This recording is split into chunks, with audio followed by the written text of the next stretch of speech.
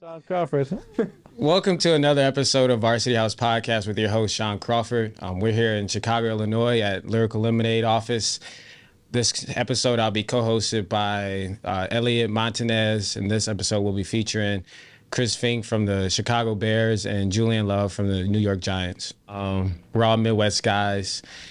We're in Lyrical Lemonade's office in Chicago. Thanks to my boy Elliot for hooking us up with this venue. Beautiful scenery behind you guys with all the music and the artwork and things like that. But Julian, you're from Chicago. Chris, you're now on the Bears. But Julian, growing up in Chicago, how has that just molded you to the person you are today? Yeah, I like to say that I identify as just, being a Midwest kid. I feel like this is the epitome of the Midwest Chicago. It's, very diverse. The food's good, people are good. It's not as fast as, like the West Coast or even New York playing for the Giants. And so it's always felt right. I grew up on the north side of the city in Logan Square. Literally the floor above my grandparents. It was where we lived, and they still live there, my grandparents. And so it was great. I lived there for maybe like literally all the way up until high school. And then we moved out to the suburbs, the west suburbs, and went to a school called Nazareth. And Chicago just, it's home. It's where all the people I love are. And so that's why we always return in the off season. Some guys stay in their playing city, but we come back. That's where our family is. That's where home is. And the city is just special to me. How was your experience at Nazareth? Yeah, Naz was great. I came in hot, I would say. I came in pretty confident. Back then I would say I was cocky. I was just a young kid, just who thought he was the shit at football. And that's it. And so I got humbled quick because, all my friends got bumped up to junior varsity. I had to stay on freshman ball. They still talk about it to this day, all the kids from high school, just to get something out of me. And yeah, I had to find out who I was really. And so that year after freshman year, like for any kid, I feel like after, freshman year, sophomore year, you're kind of finding yourself, finding your way. I did everything that year, I feel like, to figure out who I was. I did some theater in high school. I started training. And then, quickly from freshman ball, I got to varsity football wise. I was playing multiple sports. I met my now wife, Julia. We started dating in high school. And so Naz was pretty special. It was a small school.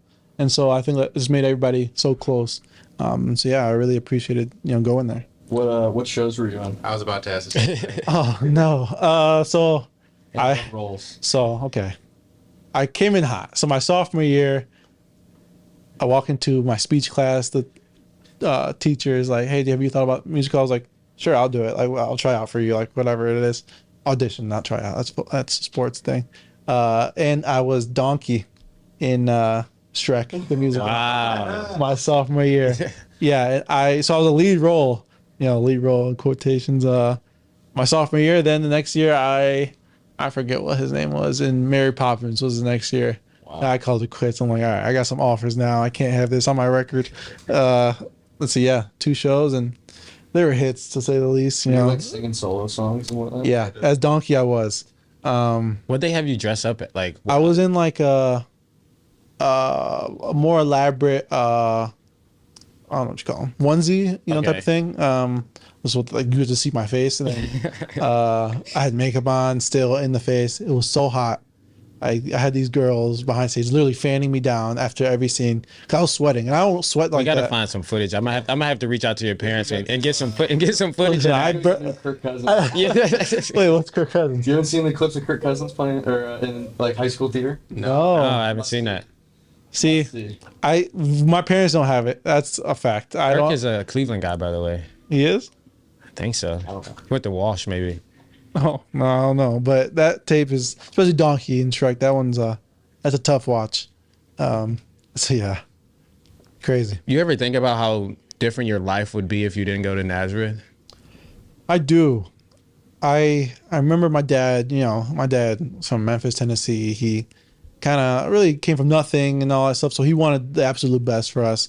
You guys know him. He's very caring, but we were looking at schools that were super good, super good. Very nice academically. Like small schools on the like in the north suburbs of Chicago, nice areas of Chicago. Because he necessarily didn't think about football first. He was like, "Oh, you could be a star at this school. It's 1A, 2A school, but you'll be set. You'll have a good education. You go to a nice college." And I chose NAS because just really off of my sister going there.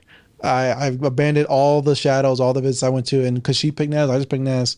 And they weren't very good at football. And then I ended up winning state a couple times. My brother won state after me, and so yeah, things would have been real different. Like my whole life is based off that decision to go, which is crazy. Right. Yeah. Chris, you're now with the Bears. How's Chicago been treating you? It's been great. I feel super lucky to be here, like still getting chances to play ball. I mean, like, you know how it is, like being kind of a fringe guy in the NFL, like it's pretty hectic. Just any time I get a chance to play, a chance to prove myself, it's pretty exciting. And Chicago's great. I mean, it's close to South Bend, like, a ton of people from college are living in the city, so it's been fun. Like, weekends during OTAs or like during this break, like just go hang out with some of the friends in the city, and it's a cool place to be. Mm-hmm. You talk about your journey a little bit, like just having an opportunity to still play. Yeah. Let's dive into that a little bit more. Yeah.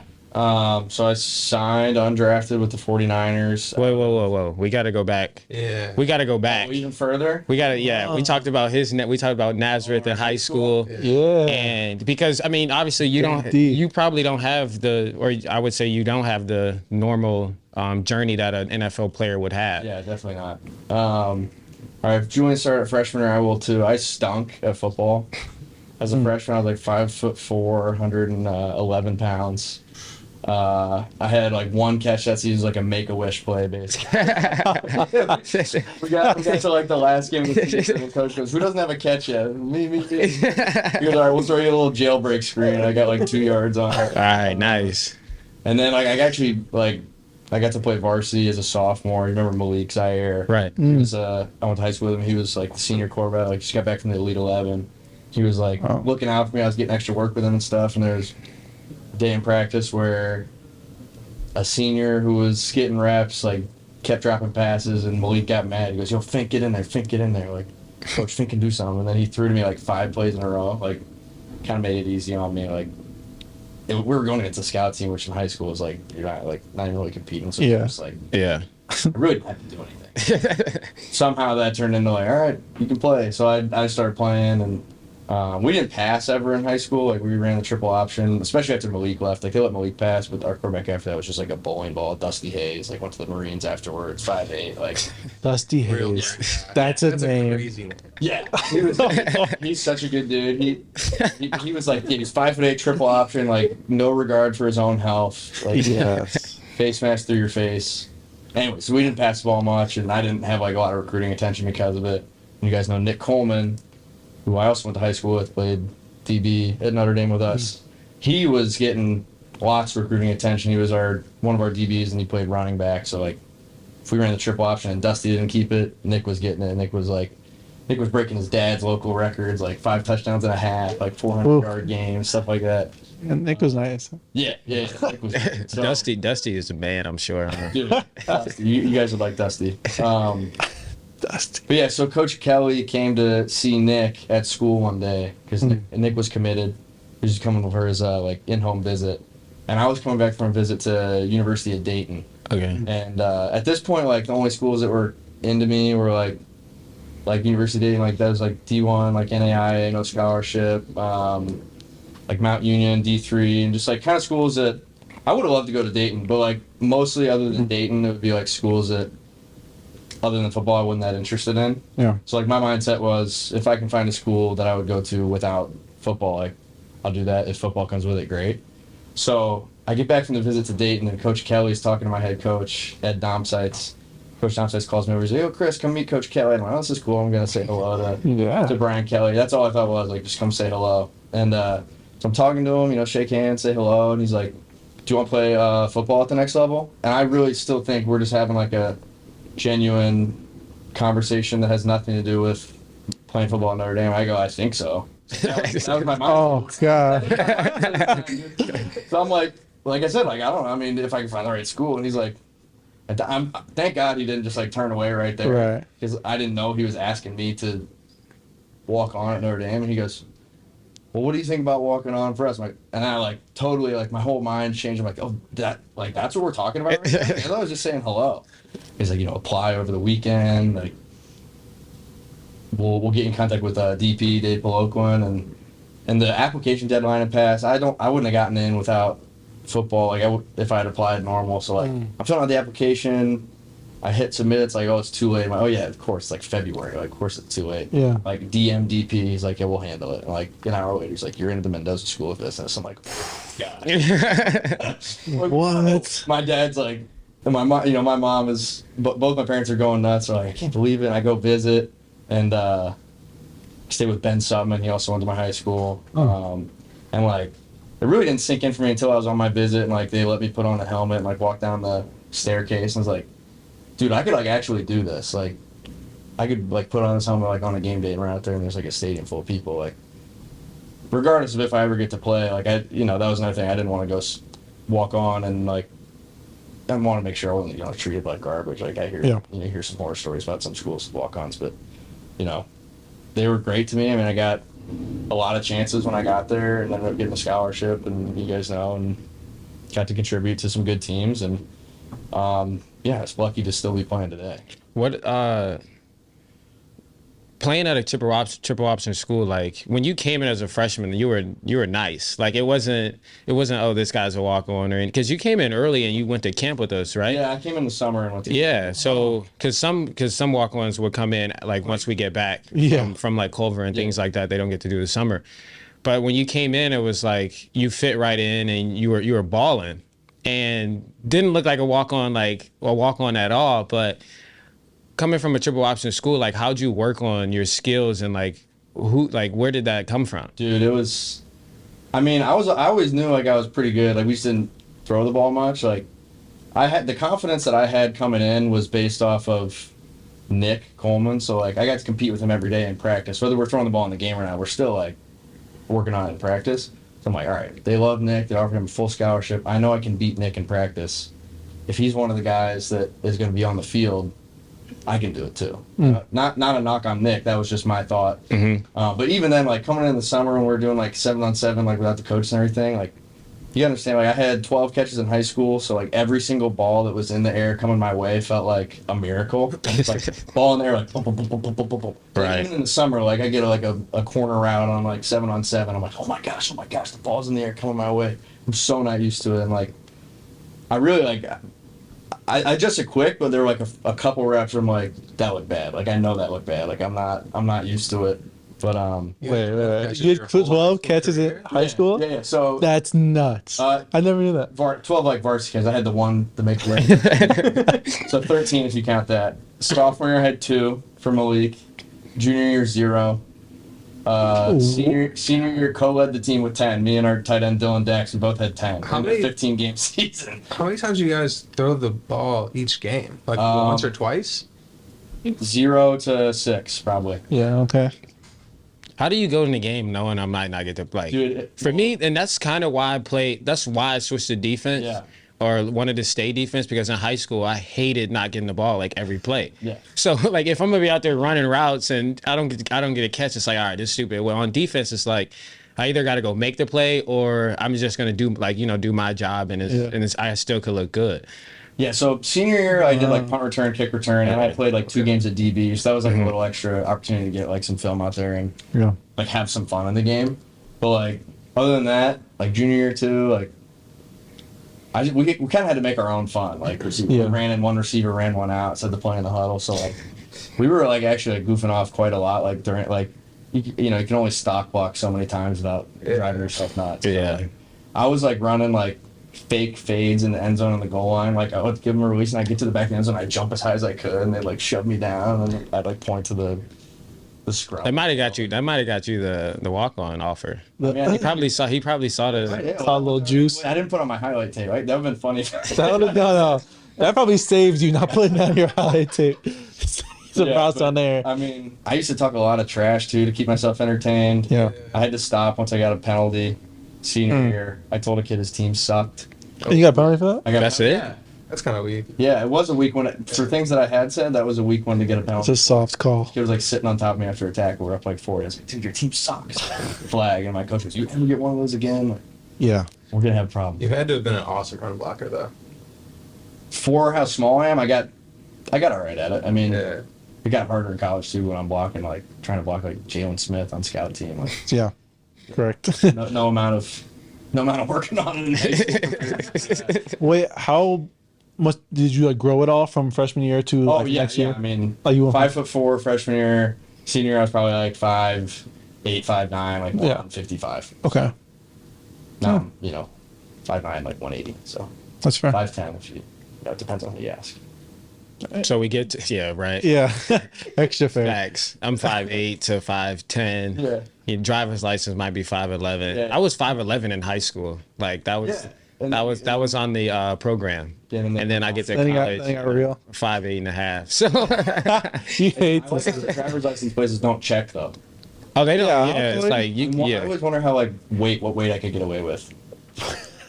it's really it's really the bouncer. 250. 240. Sure. Okay. It's really the bouncers. Like when you go somewhere and they check the ID and it's like You could always 5'11", 240. You could always say like I lost. It. Get out of here. I lost height and weight. Point. I almost like faked it just for jokes, but that's good. That I would be getting kicked out. Yeah. But I didn't do it. Chris Finke. You get to now we get to the NFL. Yeah.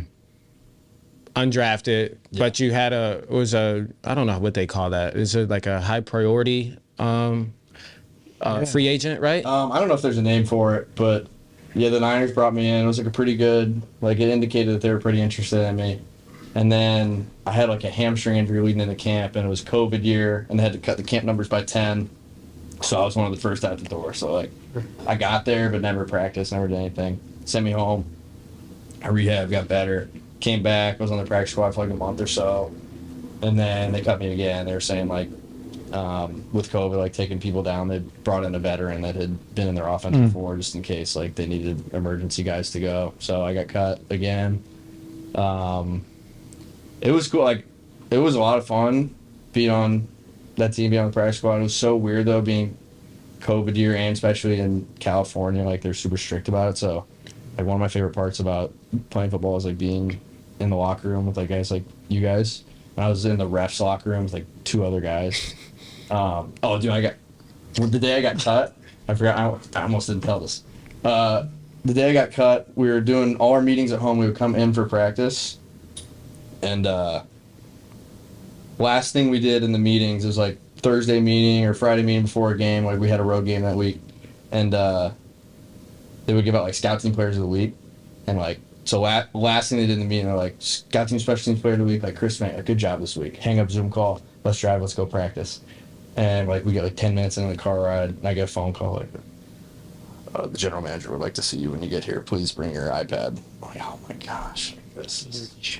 That was similar to so with the Raiders last year, I won DB of the week. Yeah. And the next morning, it was like we had practice so early too. It was like we had to be up at like 6 a.m. Like in the building by like 7 or whatever. So I'm walking in the building and they're like, "Oh, could you go up and see someone?" And I'm like, "Crap!" And I didn't even get to eat breakfast. I'm I'm tired, and it's like, dang, like I don't even get breakfast. And then like similar story though, it was like I had like probably the best week before it, and then you get cut. And then it's just like, dang, but I didn't even get breakfast after that because, like, after that, I wasn't even hungry anymore. Yeah, so, like, I just went back and, like, tried to go to sleep and then just wake up whenever I wanted to wake up.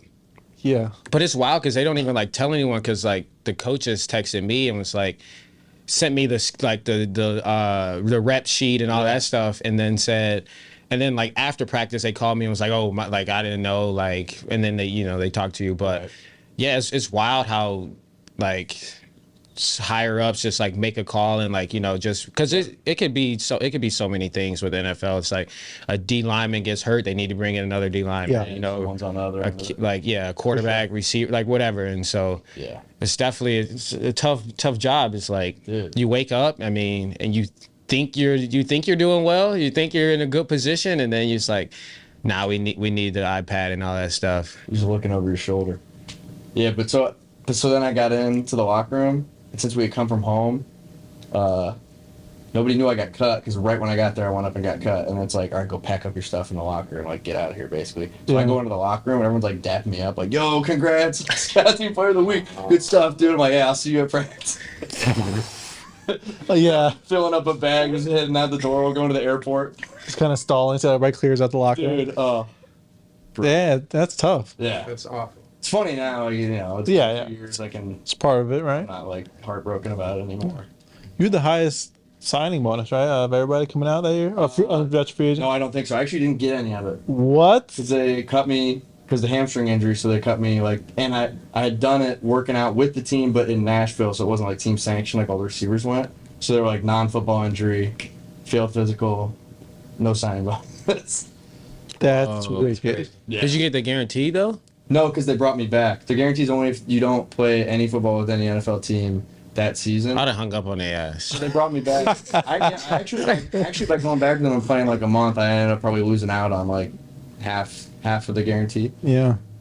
Yeah, I probably. I'd rather play football. You know what I mean? I mean, yeah, no, yeah, play yeah, obviously, but Yeah, like, much. yeah. Whatever they paid me. Because the opportunity to be, you know, to make the team and all that stuff. But Exactly. obviously, Julian, your road is obviously a little different. You were drafted. Yeah.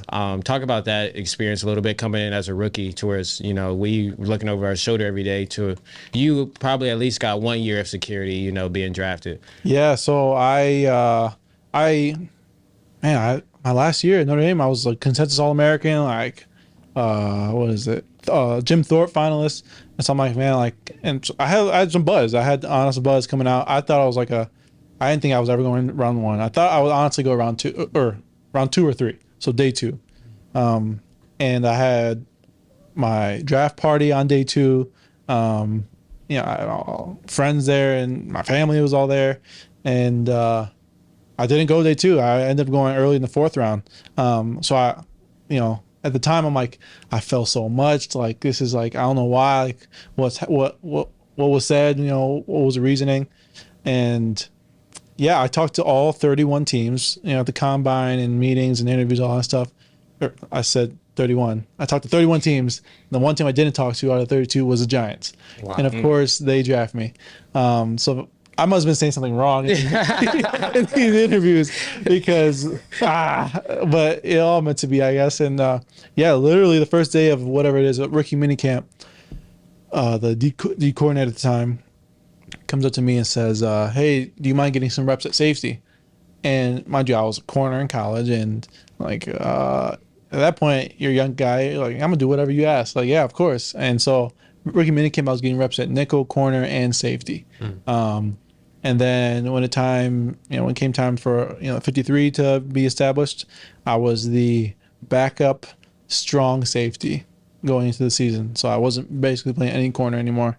And so yeah, it's always been a situation where I've kind of felt like I gotta my rookie year for sure. I was like at the end of the roster. I'm like, I can't get complacent at all. I got to do every special team I can. I got to do whatever they ask. And I ended up starting last 6 games my rookie year and played well. I finally got an opportunity. I'm like, all right, bet. Then going into my next year, it was COVID year. I was going in as the starting free safety. We had turnover, new coach, new GM, whatever. And then right before, literally the week before week 1, we signed Logan Ryan, who is an established guy. He was a great at the time. He was a great mentor to me. I'm like, oh crap, it is what it is. So I became the third safety on the rotation, and it's kind of been like that. And so it's always been a situation where it's like, all right, they're bringing guys in. What can I do to differentiate myself for this team? And I established myself really quickly as a special teams player, because I'm just kind of the perfect build for a core teamer. Mm-hmm. I'm quick enough, I'm fast enough, I'm strong enough, good size, so I can block, tackle, all that stuff. And so I'm like, all right, I have this for sure. And so it's been a thing. And then I've been trying to get everything I can earn on defense. And so in the past 2 years, I've played about 50% of snaps on defense. So I'm in rotation. I'm not the start. If we were in base, I'm not starting at safety, but when we go into some sub packages, I'm always in. So that's how it's been, and it's really just been a grind. Like, all right, you can't get complacent, and now I'm going year 4, the longest tenured guy on the team, defensive player on the team. Yeah, he's played the second most snaps or games as a Giant right now on the current team. And so yeah, it's been quick, but I just kind of put my head down and really not let my ego get the best of me, and just still be selfless in any role I can be. Did you feel any sort of culture shock going from South Bend to New York? Surprisingly, no. I feel like I went from 2 very blue chip organizations. I feel like Notre Dame is Notre Dame, and the Giants are the Giants, and so the fan bases are equally as passionate. I would say compassionate, not passionate. They're passionate. For good or for worse. And so, yeah, it was pretty easy actually switching over. And there's so much ties between Notre Dame. Like, the first person I met was a former Notre Dame guy who's high up in the front office. And he shook my hand and said, "I'm happy to have you here. Like, I've loved your game at Notre Dame." And, I've been the only Domer really there. We've had Golden Tate there. We had Kyle Rudolph there. So veteran guys who I grew up watching. But I've kind of been the only one that, from our class. We had Dex Williams on there on the team for a few weeks, which was fun to see. Jalen Smith for... Was Romeo still there when you... No. Romeo. I actually moved into where Romeo moved out of. Okay. I called him and said, "Hey, where'd you stay?" Didn't look at any other place and just stayed where he was. Yeah, it's been cool though. It's been pretty easy. Chris, he talks about his ego having to be checked. What about you just going through all the injuries and now also 3 different teams now? How's that been for you, just mentally? Ego is out the door. I know that I'm an expendable piece of any organization I've been in so far, trying to become, the opposite of that. But, it's been hectic, life on the fringes. I've been, after the Niners, went to the Chiefs, got hurt, cut, Chiefs brought me back, cut me again, thought I was going to go try for the Jets. Bears picked me up. So. Go deeper. More details on that one. So, after the Niners, went to the Chiefs, had a good summer with them, get to camp, hurt myself, cut, nowhere all season. February, Chiefs signed me back. After one day OTAs, they cut me. We were, 15 receivers deep at that point, 5 over the 90 we were allowed to have. I'm pack up my stuff. I'm driving the 9.5 hours from Kansas City to Dayton, Ohio. Just thinking, all right, I'll go home and work out, stay in shape. Hope I get a phone call. Honestly, thinking maybe I'll never get another phone call again. I'm a couple years in, haven't done much. So, then my agent calls me. He's like, "Yo, you're gonna go try out for the Jets this weekend. Pack your stuff. We'll set up a flight for you." So I'm emailing with the Jets people. We get calls from Jets people while I'm on the road. I get home, I'm packing up. The next day, I'm getting one little workout in, make sure I'm good for the tryout. Agent calls me. He's like, "Yo, scratch that. Drive to Chicago right now. The Bears pick you up." All right, sweet. Another chance. I loaded up the car, drove 5 hours, got in Chicago, started mini camp the next day, and been here since. It's been a lot of fun. We're talking about, you didn't have a lot of ND guys with you, but we got EQ, Cole, Sam, Micah do Treadway right now. You do have Micah. Yeah. Mm-hmm. Bars was here, but he's gone now. Yeah. So. He's with the Raiders now, right? Raiders, yeah. So it's fun. I'm still playing football. Feel very, very, very lucky, very thankful. We all know it's a brutal business to be a part of. I'm enjoying every minute because it's been very volatile so far, and it's not going to last forever. But I'm really hoping to go into camp and make something happen. Yeah. I think what you said a little bit earlier about how, I'd rather be playing than, to earn whatever money that was lost. Yeah. I feel like that's the game. I feel like you do it because you love it and you know it's going to end. This is not a game you can play for a long time unless you're a certain position and of certain esteem or whatever. Football is nuts in that regard. I feel like. You do it for 10 years, you're a mega outlier. Yeah. You're done, and you're 32 years old. Yeah. How old were you guys when you first started playing? Like as a kid? Yeah. I played flag football at 6 through till I was 10. I played tackle. Then I played tackle at 10 or whatever, 11.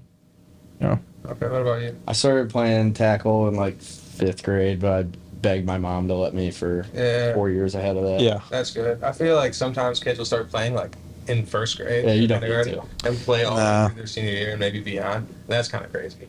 Yeah, I mean, I feel You like, need to be cracking heads at yeah. 7, whatever. I played my first year of tackle with 7. 7-year was tackle, yeah. Yeah. I played 1 year of flag, or no, like 2 years of flag, and then went to tackle. But I thought that was You were normal. killing kids, huh? Dude, I lit some kid up, bro. I heard that this is like, I was 7 and we were I was playing middle linebacker at this time. It was playing like middle linebacker and like nose guard. And you know, at that age, it's like the quickest person, you just get through the line. People line, yeah. But at linebacker, I remember this kid, he got a toss. And so I was just like, saw him and I just sprinted to him and just head first. Like this is terrible technique and all this other stuff. But just like head first, like knocked him out, knocked the wind out of him. I'm laying on the ground, wind is knocked out of me. And then like the only thing that like I hear is like my mom screaming like, not so hard.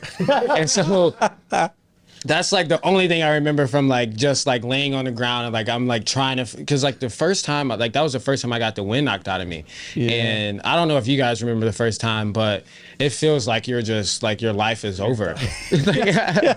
And so I'm just laying on the ground like, oh no. And then I hear that and then it finally comes back to me and then you get up. Flashing before your Yeah. Right. So yeah, and I'm like, I had a good career. It was fun. every juice box you ever drank. Oh my gosh. But it's wild because it's like now flag football is so big that kids are starting later, which I think is smart. Yeah. Especially just with all the research and stuff going on. Yeah. So it's a wild sport for It's sure. a wild. Yeah. I feel like flag gets the fundamentals of the game down in a good way though. It gets you kind of your footwork right, kind of gets you moving. I tell all the kids like. Kids, I don't know if you guys feel the same way. They tell me, I have a bunch of young cousins. They're like, I'm not playing, or I'm not playing tackle yet. Like I'm playing flag. I'm like, that's okay. Like I don't care if you play football at all. First, and then second, I started tackling when I was 11 years old. Like, and I was kind of early. I just was ready. I just love the game, but yeah, I feel like parents nowadays ease into that stuff, or explore all other sports and all that stuff. But yeah. That's how I'd go about it, at least. Were there any other sports you thought that you might have wanted to choose over football? Or did you always know football was like the one for you? I thought I was going to be in the NBA for a while. You know, as a young kid, as any young kid does. First thing I played was baseball, so I was like, I'm going to be in the MLB. And I started playing basketball. I'm like, nah, it's going to be the NBA. And then, first football game I played, I'm like, I think I'm going to the NFL. I got one screen. Like this picture was like, oh my gosh. Your hands are glowing. This is it. This is the moment. Yeah. Oh my gosh. Really no. I wasn't good enough in any other sport. Weirdly, I was always a good athlete growing up, and just football fit me. I was always the one kid on the side playing crescent carrier or whatever people called it. With in the pickup games with all the older kids. I love football, but I never thought I'd be in the NFL playing football. I thought, I can't wait to go to high school to play football. Like my older cousins were. Then in high school, I'm like, maybe I could play college. Then I got the offer. I'm like, I can't wait till college. And damn sure didn't think about the NFL in college. I was just trying to get through camp that first few years. But it's been the only sport really. I played all sports, but football's the only one that stood out for me. You're sweet at lacrosse, weren't you? I heard you were nice at lacrosse. I was deep, I set you up because now you either sound like cocky or. No, I wasn't. I was like, I played lacrosse because I ran track since I was like 6. And so by the time I got to my senior year of high school, track was just like, it was boring to me. I didn't want to do it anymore. And I already knew I was going to Notre Dame for football. And so this season, and honestly, track ended like 4 days before we had to report as freshmen to Notre Dame. And so lacrosse, I knew we weren't going to go to the state championship. So I was like, all right, we might be done. I might get a month now. So like a month with friends. And so that was like in the back, that was like in my mind too. But so I played it and it was fun. It was honestly like, I think on every DB, not every DB, but like DB should actually play lacrosse, play the position that I play defensive midi. Yeah. and it's literally someone just running straight at you. It's like you're playing like off man. Yeah. It's like someone's running straight at you and they got a two-way go, and then you just slide in front of them, and you're allowed to like check people and hit people. So definitely got some like penalties there. I think they're called penalties, but definitely got some penalties there. But no, it was a fun experience. One of my buddies was like, it was like our Easter break, and he was like, come play lacrosse. And I was like, all right, I'll come to a practice. And so he gave me all this equipment, like he had extra equipment. He gave me all this equipment. I showed up to practice, and the coach was just like, all right, go out there and just like play defense. And I was like, okay. But I actually did, like, over the time, I was just like working on it because I hate being terrible at things, which is why I can't golf right now. I don't want to take the time to learn golf and, like, you know, the techniques and all that stuff. And it's such a long game. And so that's why I just like haven't picked up golf yet. But with lacrosse, I would just like go and practice, and like I was decent with the ball in my hands, and ended up scoring a game. So I got one goal that year. It was pretty sweet. We were just my girl's family and I were having a conversation because a list came out of like the hardest sports to play, like whatever, and some, you know, kind of head ass put a list of you know different tangibles or what intangibles you need to have for a sport. I saw that. Yeah, highest to lowest, whatever. And we were going through like comparing, you know, the top athletes in each sport.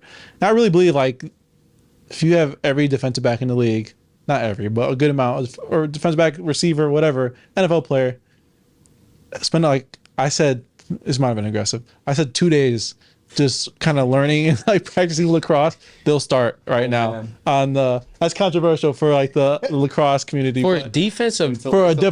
For a defensive some, midi, I think any athlete can go out there, and because all you got to do is just keep the guy in front of you and don't drive. Right, that's exactly right. And that's all, and like, you know, that's all you got to do. So so somebody asked me like what, like if I would pick a sport that I can go pro in, like another sport, I like none of these except for lacrosse. I could play defense in lacrosse. That's a fact. I believe that. You too. You'd be really good at that. I've never played. I know I've. You have the foot speed. That's what, you know. Spin the spoon. I stink at it. I can't throw it. I can't do it. Oh yeah, that's one thing. Footwork wise. I mean, I can move. But yeah. What would you say your top three hardest are? In terms of like being in the league, like top three, I would say the big three: basketball, football, and baseball. Hockey's different. I don't know because I just can't skate at all. I think hockey's a tough sport and a skillful sport, but I think the hardest thing I feel like in sports is to hit a baseball from MLB pitcher. Football is just you can't put the average person on the football field and expect them to do anything at a average level. That's kind of what the basis of the argument was. And basketball, I mean, part of it is you got to be born a certain gene in your body, and then part of it, or a lot of it, is skill. So I think just the big three, and they're big three for a reason. Like they're just special in what they do. Yeah. What do you guys think the hardest position to play in football is? I would say, for me, I think quarterback or cornerback. Mm-hmm. I agree with that. Yeah. I agree, but yeah. That's pretty valid. Yeah, it's hard to cover people. I played defense for like 2 weeks in college. I don't know if you remember. I know. Freshman camp. What, corner or? You got hurt. They're like, we need someone to fill in at nickel. Wow. I stunk. DJ was routing me up. No, it's tough. Man, what a guy. That is also, I knew the signals, so every once in a while. I was trying to like keep myself a little honest, like I work on this, but every once in a while when I really just need to pick me up, I would. Yeah. Oh shoot, he's running a corner out. That's key. That's key. That's really part of what being a defensive player is. Just kind of feel something and know what the play is going to be. Anticipate. Yeah. Steal a corner out. Yeah. No, that'll get you going for sure.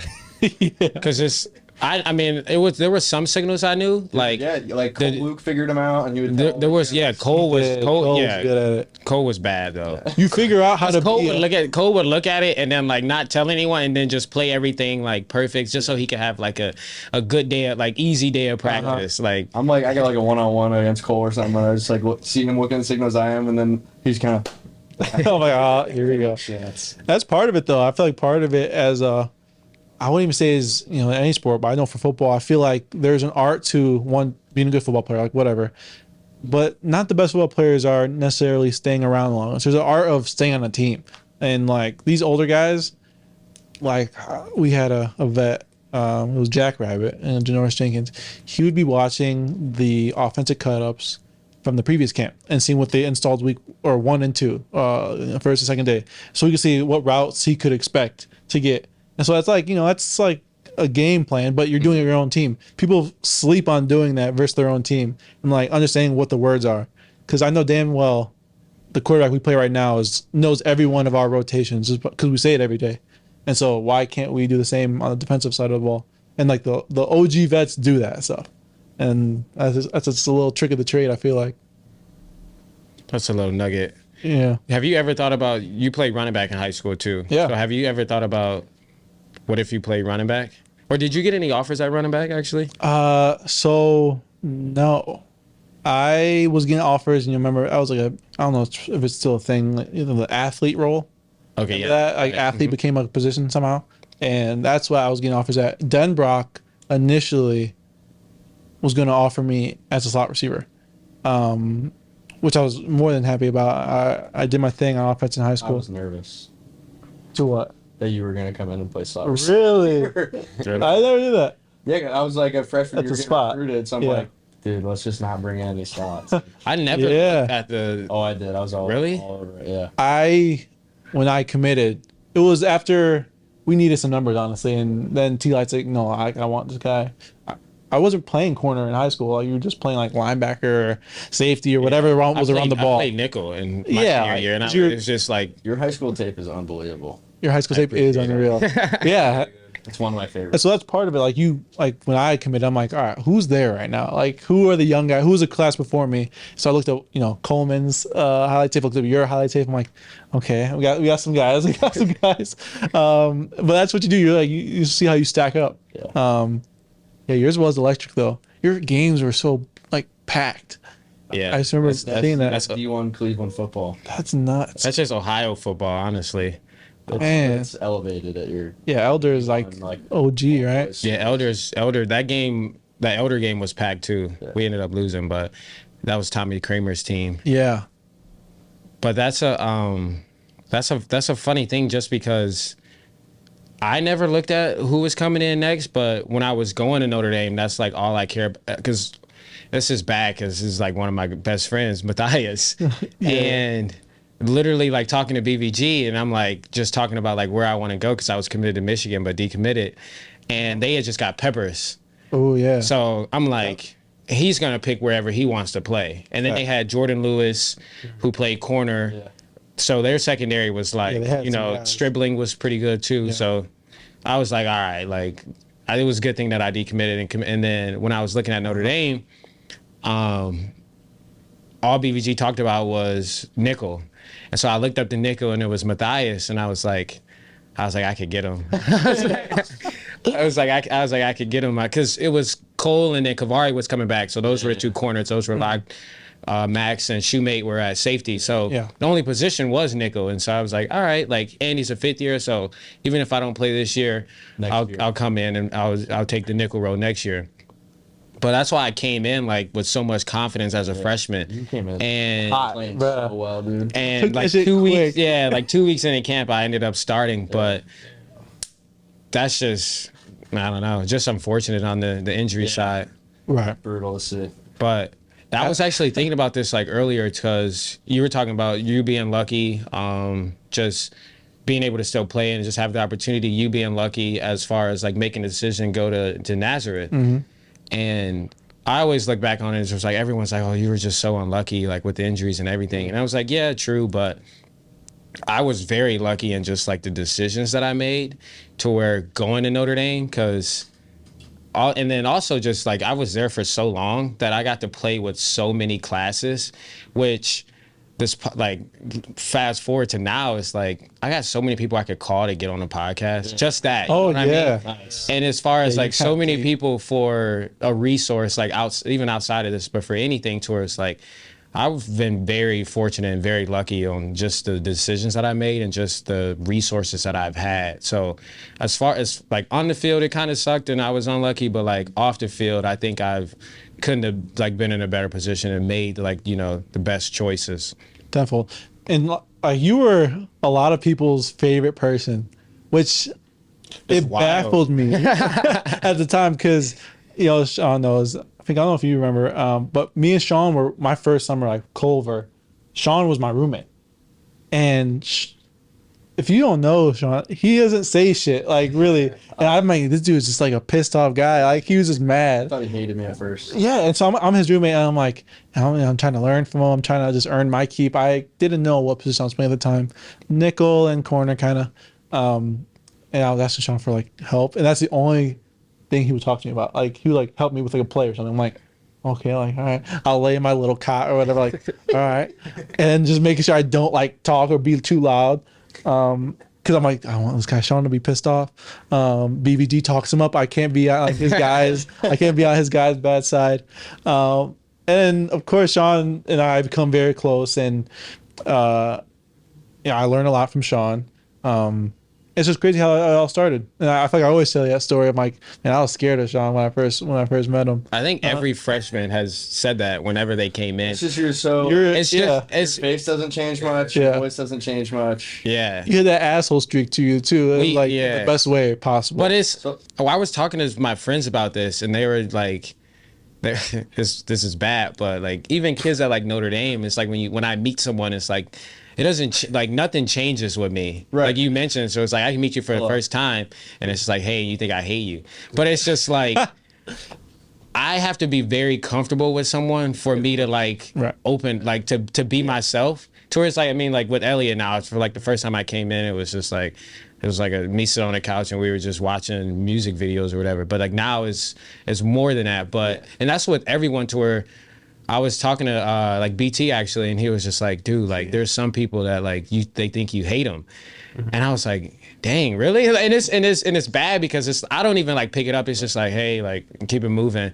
But I'm trying to be better, but it's not a big deal. It's just the way you are, and like when you get. But like once people get to know you, it's like, all right, that was just how he is. Like, but think about people who only see me that first time and then they talk to someone who knows me, and then it's just like, oh, he's an asshole. Not facts. And my first interaction with you, I remember this. I don't know if you will. You went to St. Edward's High School. I had St. Edward's socks, which to me was like a mirror. Like how if someone came up to me with Ultra socks, like how much you get? Yeah, those? What? I got these from like some cousins in Cleveland. So like, I'm gonna blow his mind right now. I'm wearing them. I'm like, dude, Sean, put the socks. He goes, nice. I go, oh man, he hated the socks. Oh, I blew it. Nice. But I think a lot of that has to deal with because when I first came in as a freshman, it was like, yo, I want to play as a freshman, and like that was like. Yeah. The only thing on my mind, and obviously there were like people that I talked to and stuff like that, but I hung around Drew Tranquil my freshman year and Matthias, and all we did was literally talk football.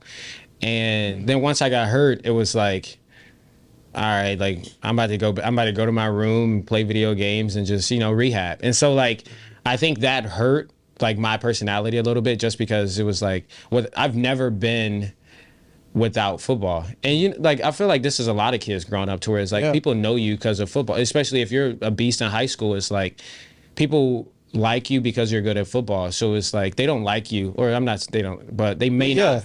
They may not like you for who you are, for your personality. So it's like when I went about it, it was just like, hey, like, yo, what's up? Like, I've always, like, it's just always been natural to where it's just like, oh, like, it's always been like a good conversation. But then it's like, if you don't have that football piece behind it, to me, it was just like, all right, now I feel like I need to actually like get to know you. And then I just like had a wall, and then like if you knock it, it takes a couple of times to knock it down, but once you knock it down, I feel like I'm the coolest dude ever. From a football perspective, first couple of times I met him, like I was like, I don't know if he likes me, or I don't know if like some of the guys around here met him just that one time, and they're like, dude, I don't think he liked me, but you have the energy, and I kind of do too, so I feel it. Yeah. I was talking. It feels that much better. Yeah. Sean, when Sean's on your side, that was great. It's like didn't like it before, but it's just you. Like you said, perceived that way. So like you have like that first like laugh you share with Sean. I was like, dude. And you have a distinct laugh. You kind of laugh like Wiz Khalifa in a way. That's exactly right. Very distinct laugh. Me and Jackson were talking about this the other day. Speaking of video games, you brought up video games. Are you guys kind of salty that you went to school in a time frame that the NCAA football game was not a thing, and now it's coming back next year? It is coming back this year? Yeah. Yeah, that stings. I mean, it is what it is. I hope it stays the way it was, because like you know how Madden kind of got like too real. Yeah. Oh, yeah.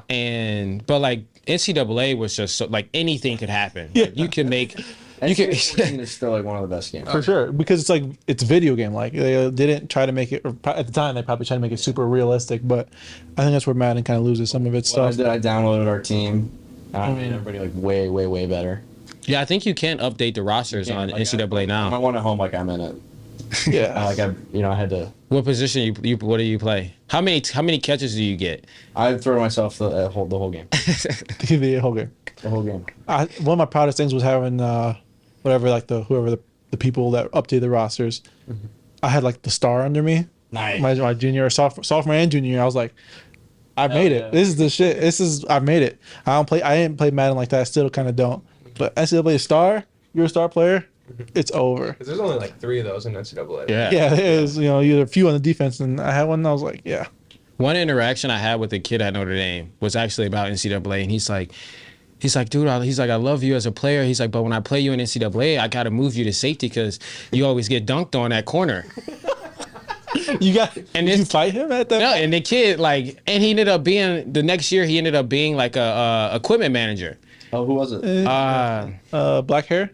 Yes, it was That's all right. But like after that first interaction, like knowing me, it's like, oh, you think I'm gonna know his name? Like, but he said that to me, and I was just ever since then, like every time I see him, it's just like that's in my mind, like.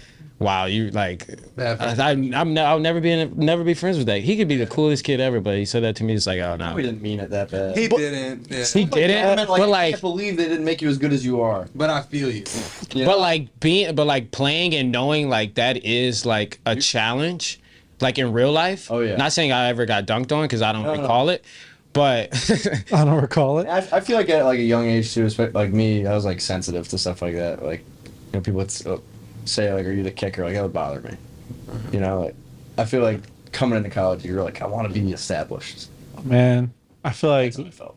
we all can kind of relate to this. We're all similar sized.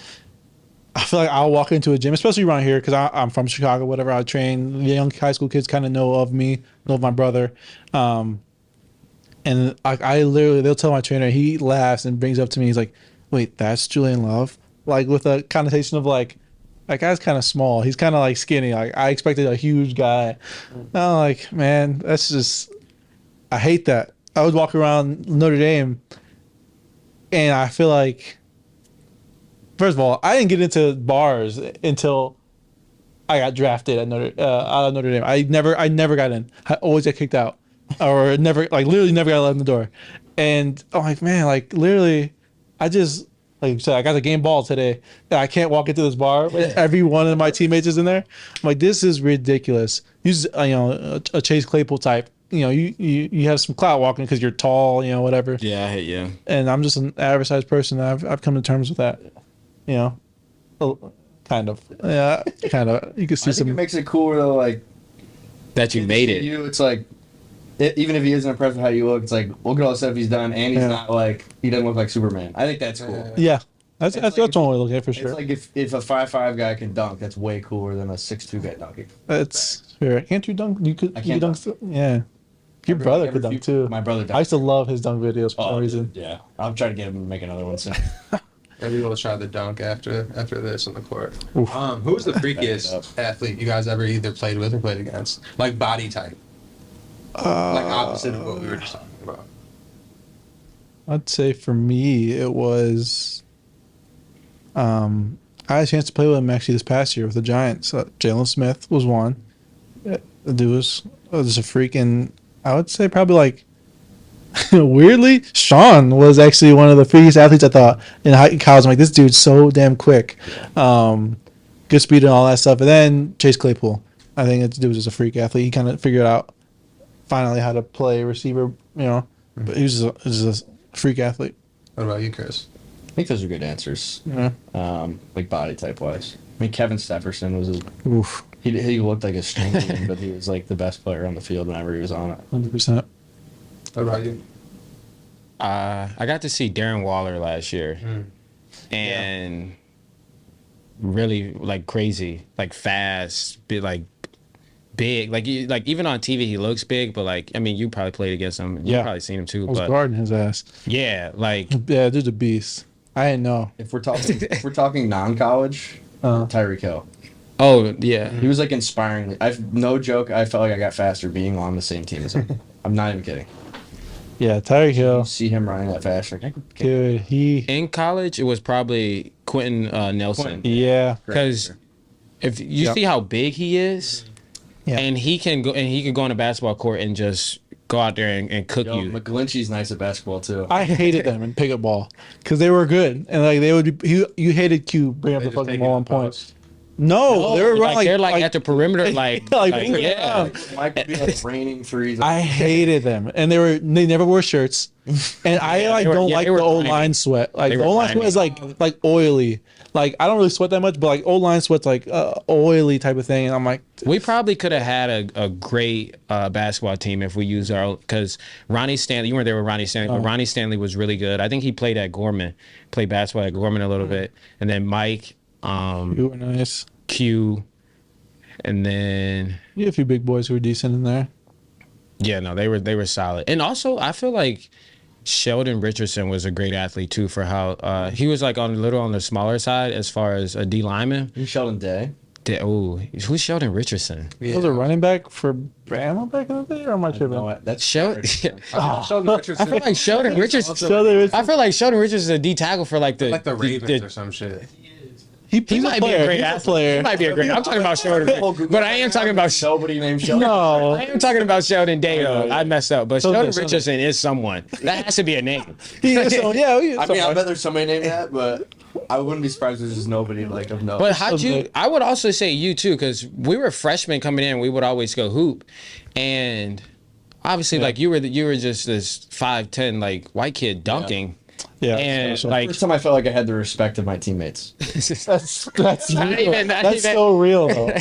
That's respectable. Like they stopped looking at me as like Just this. a walk Like, on, there's yeah. something else in there. No, that was evident. Sheldon Richardson played in the league for a good chunk. he played for the Browns. Drafted in 2015. Browns. Played for the Browns, the Ravens. There it is. Yeah, That's both what, right. that's what it was. But Sheldon Day is also on the Browns now. So See, yeah, A lot it's of things, crossover. you know. Cleveland, yeah. is that where the Fox came? Where'd the slippery fox come from Oh, though? that was just Yeah.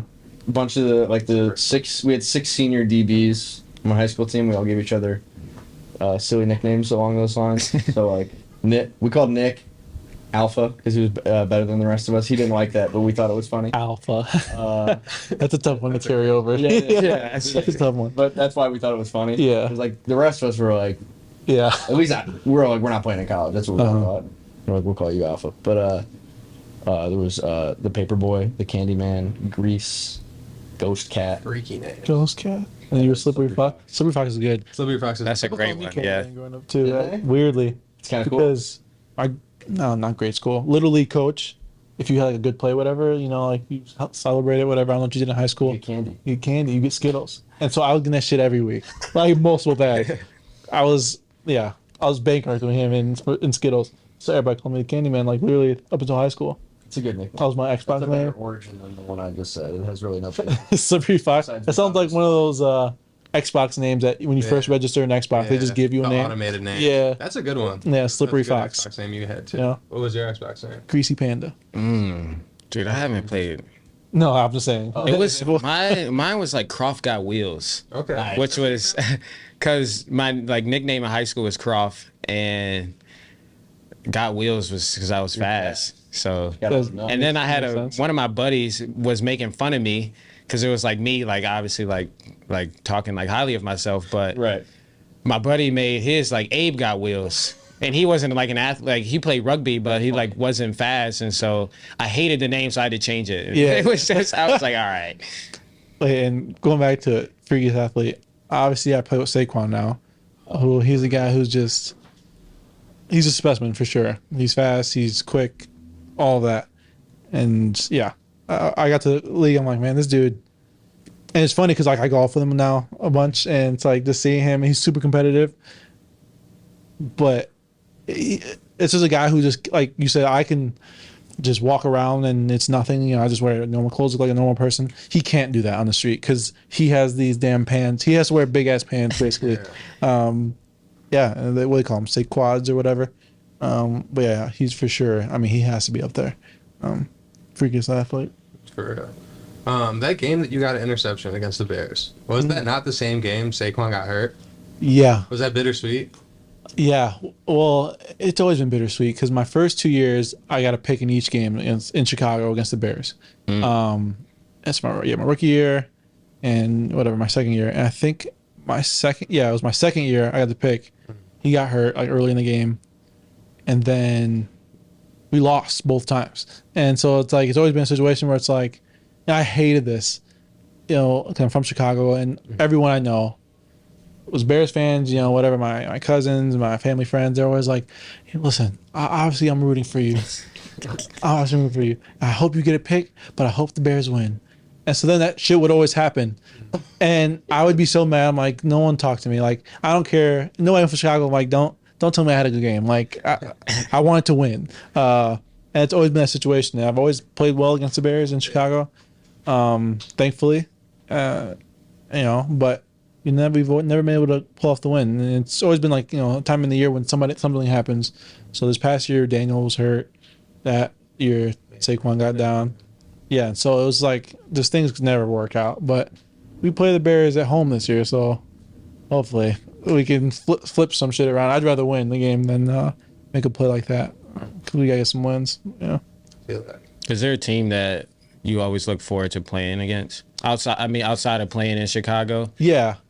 I would say I always look forward to playing against Philly. They're in our division, so we play them twice a year. But something about it, I just kind of like the grittiness of playing against them because, you know, when you go to Philly, like those fans are, Crazy. they're Philly fans. So you're loud or whatever, but more than anything, they have grass. They have a grass field, and so I feel like every time I play on a grass field, I just feel better. I just feel like kind of like, you know, it's like youth ball. You can get on the ground easier or whatever, all that stuff. And so Phillies is just always a game I look forward to, and I've played well against them the past 6 times we played against them. And then, yeah, I mean, Washington's Washington, Dallas is Dallas, but Philly is just that one division opponent that I just enjoy playing against. Random question. Both you guys are from Ohio. Did you grow up a Bengals fan or a Browns fan? Neither. Neither. Yeah, I grew up a Players fan. Yeah. I feel like I'm still I feel like NFL teams are hard.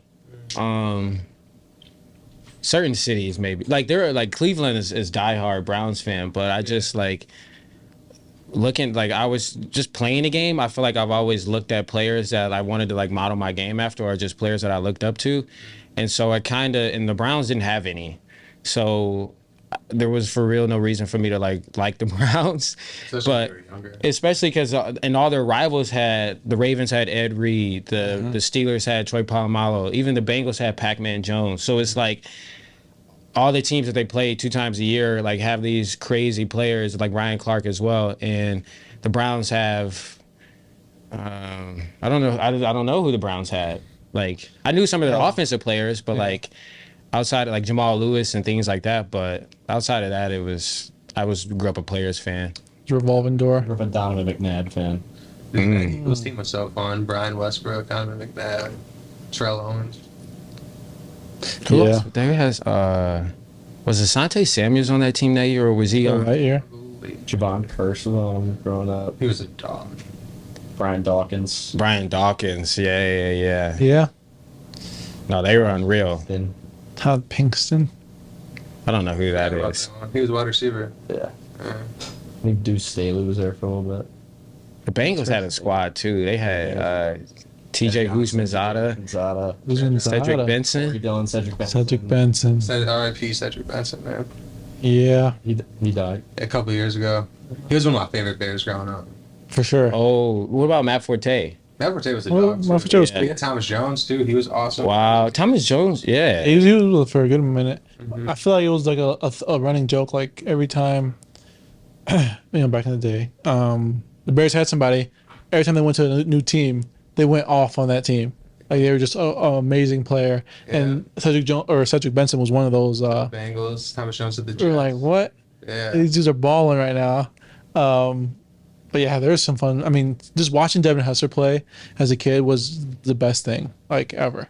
I feel like We just had a great just- defense, a very like Yeah, kind Peanut of Tillman. low-average offense, and Yeah. Hester returned like a kick a game. It Yeah. felt like. yeah, it did feel like that. I mean, obviously Urlacher, Briggs, Peanut Tillman. Yeah, that was a fun time. Before we wrap up, you both have great journeys so far in the league. You've been going on 4th year now? Yeah. Chris, you're going on your 4th year or 3rd year. What's one thing that you would tell just someone coming up, whether they're in a position to get drafted, coming up out of college, and then Chris, like what would you say to a rookie coming in maybe this year or even next year, coming in as a free agent, and just obviously just battling things like you were? Yeah, I think for a college kid, I would say I think you touched on it. I touched on it. It's kind of a deep thought, I guess you could say, but me and Julia talk about this all the time. It's like, I guess you don't necessarily have to identify as your profession. I feel like you get caught up as being a football player. That when things don't go your way, you get lost. And so when you think of yourself as more than just what you do for a living, that's when the good stuff happens in your life, I feel like. And so for any college kid, say it doesn't work out, like, okay, so what's next? And then, for the draft and everything, don't take it too seriously. Whatever team you land on, hopefully you can land on a team. Just, we talked about it, put your ego to the side. Do what you can do to play the game that you love as long as you can. And yeah, that's all I got. I'll say something the Steelers receivers coach said to me, like, during the pre-draft process. He said, like, don't make a mountain out of it, which is, like, coming, especially as, like, an undrafted guy in the NFL. It's like, man, like, odds stacked against me. Like, all these players might be in the Hall of Fame, like really good players, but, like, still football.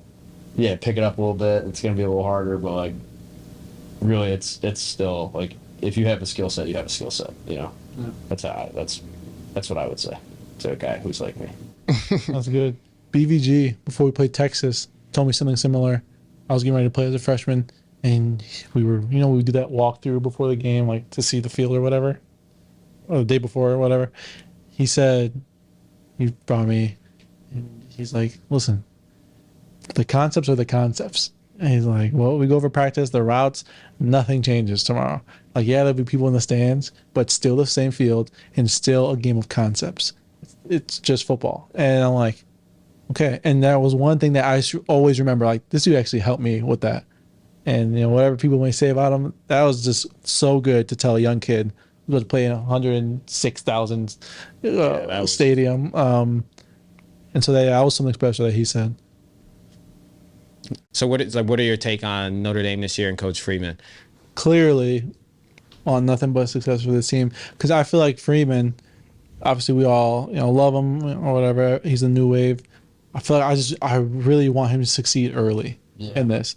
Like, I don't want any doubts or whatever to him being the guy for the future of Notre Dame, because we all know he is, but he has to win early, and that early could be this season, earlier in this season, or like these next 2-3 years. He has to be successful. And I think they have the guys they have guys coming in. The recruiting's been going off. And so that's my thoughts on it. Yeah, no. So this was an amazing episode. I appreciate you guys coming out and doing this for me. I know camp is right around the corner. It's about to start for you guys. Wishing you both healthy, successful seasons. Like I said, this is why I'm a Players fan, just because, like, you're on the Giants, you're on the Bears, and I can't really root for a team. I just root for players now. So thank you again for coming out. Make sure you subscribe to our YouTube channel, Varsity House Podcast. Follow all of our social media accounts at Varsity House Podcast, and follow Lyrical Lemonade if you don't follow them already. Just appreciate Chris Finke, Julian Love, and then Elliot Montanez for got it. for hopping on this show today. And yeah. Thank you for having us. Yeah, appreciate you, man. Go follow, like, subscribe, unsubscribe, resubscribe every day. Tell your friend, tell your Take out a girlfriend. local, newspaper ad.